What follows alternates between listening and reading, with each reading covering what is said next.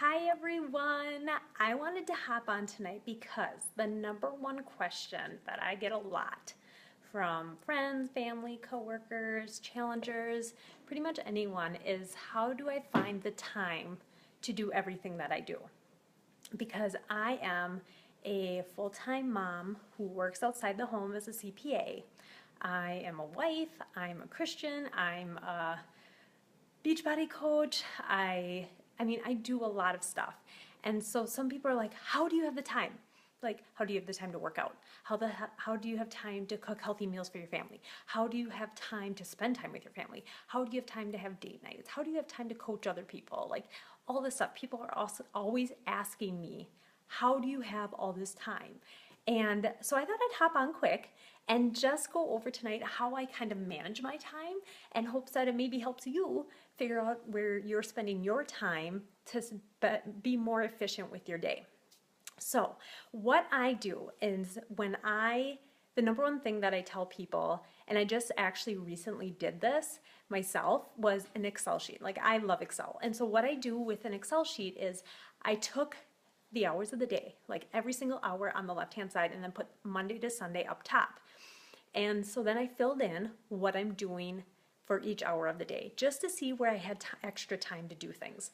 And so, for instance, my goal is to be sleeping at least 7 hours every night because lately I'd only been getting 6 hours. And so I'm like, no, Bridget, you probably should be getting 7 hours. So I was like, I'm going to start focusing on getting 7 hours of sleep. And so then I filled in with black, like where I'm getting all my sleep.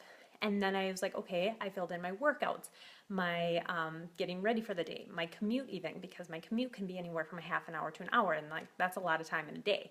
And so I filled that in. I filled in what hours I'm actually working. And the reason I did this recently is because I just started tax season, which means I'm going to be working like 60-hour weeks, which means I really need to figure out how many hours I'm going to be working every day to know that I'm getting all my hours in to get all my work done, because I have a lot of work to do. And so that's really why I did it right now. And some people had asked for the Excel sheet, so I shared it with them, and I'm actually going to share it with my team.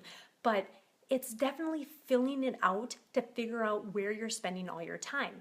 So I have in there like work, my workout, my getting ready, my commute, sleeping obviously, family time, date night, and then working my business. And so what I found was that I have a lot of time throughout the day. And so my family time, the only way it slimmed down during this time of year was on Tuesdays and Thursdays, because those are my long days. But on the other days, it's like kind of the same for me. And so I'm like, okay, great. I'm not going to lose that family time that I thought I was going to. So that's my first suggestion, is literally take every hour of the day and figure out what you're doing. Now, even put in there if you're watching TV. To be honest, I don't watch really any TV. Like maybe on date night, Tate and I will just sit down and watch an episode of Big Bang Theory because that's our favorite show. But otherwise, I really do not watch any TV. And so fill that in when you're trying to figure out how many hours, like what you're doing throughout your day. Like you're like, how does this person have all this time to do this stuff? And I feel like I don't. Literally write it all down and see it on paper what you're doing and each hour.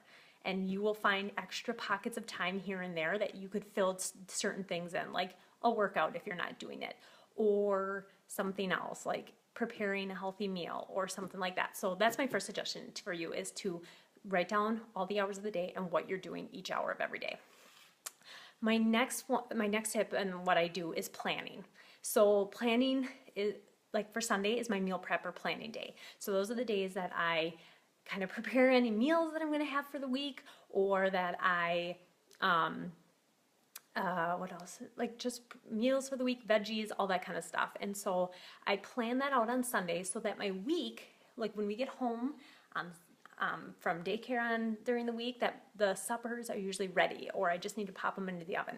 So planning is key also. I also look at the week ahead and just see what we have it going on, that I can try to, if like I'm gonna have no time to do laundry during the week, then obviously I do them all one day on Sunday and make sure we have fresh clothes for the whole week, or anything like that. It's just like planning out your week, looking at it ahead of time to be able to get anything done on a certain day where you do have extra time. For me, that's Sunday. And so that's where I get a lot of stuff done.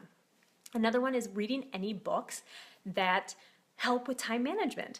So the book I recommend is A 12-Week Year. It's an amazing book. I have it on audiobook because, well, that's one thing I don't have time for is to read books. So what I do, the only book I'm reading right now is the Bible every morning, but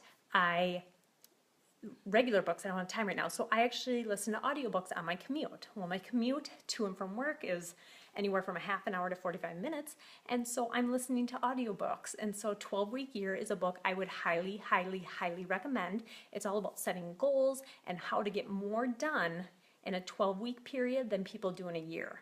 And so it's all about time management. So I'd really recommend that book. Another thing that I do in helping be more efficient with my time is having the kids help out. Turner loves helping mommy do everything. And so you know what? I put him to work. So he helps me on Sundays with meal prepping. And to me, that's also a thing where we're spending time together. I mean, our time together doesn't always have to be me on the floor playing with him. Like tonight we played a few games. Like he's obsessed with games recently, which I love because I love games. But otherwise, it's helping us make lunches each night or vacuuming. Like he's obsessed with vacuuming too. So the other night we were vacuuming and he wanted to do it all. So I'm getting cleaning done while spending time with my boys and they're vacuuming. We have a mini vacuum too. So Maddox had a little mini vacuum, Turner had the big vacuum, and I just made sure they didn't hurt each other. And so definitely getting your kids involved because they want to be helpful, they want to be around you, they want to do what mommy or daddy are doing. So that's one thing that you can really be more efficient with your time is just doing stuff with them and making it so it's crossing something off your to-do list and still teaching them things. So I think it's like a win-win in every situation. Also, during this time of my life that is really, really busy, having a helpful husband. Every Tuesday and Thursday is my super late nights. Those are like when I work 13 or 14-hour days. And so I come home and he's doing the dishes, he's made the lunches, like he's just very, very helpful, especially during this time. I mean, he's always been a helpful husband, but during this time, I mean, he hates washing dishes, like hates it.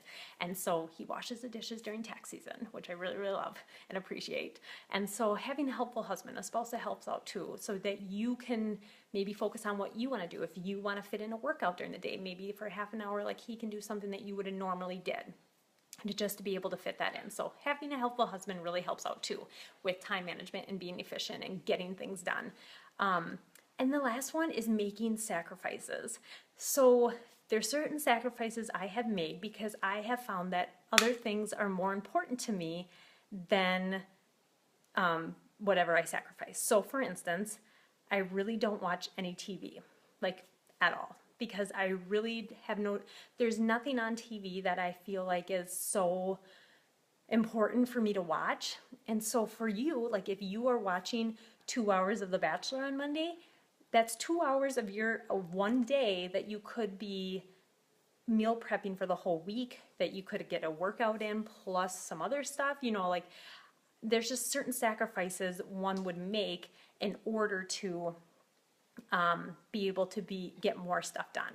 And so for me, I would rather be working out or, cooking a healthy meal or helping others achieve their goals. Like with my coaching, like I sacrifice TV to be able to coach because I really, really love it and it's rewarding.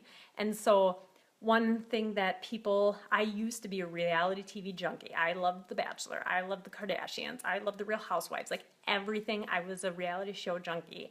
And slowly, I was like, okay, I don't need to watch that one anymore. Or I just eliminated the channel because I was like, really, do I care what the housewives are doing? No.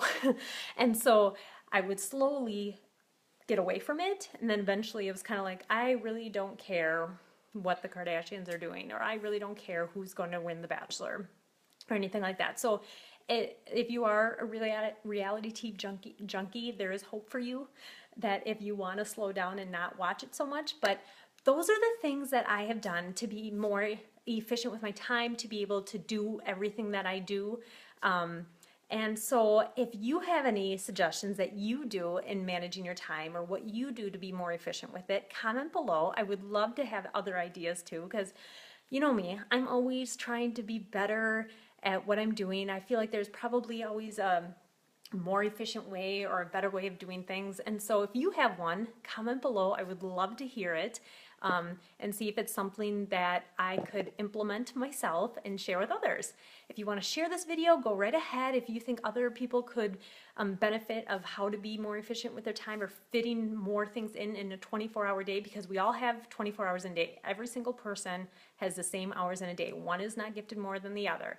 And it's what you do in those hours that really helps you move forward in life. And so hopefully this helps you. I hope you guys have a wonderful night, and I will talk to you all later. Bye.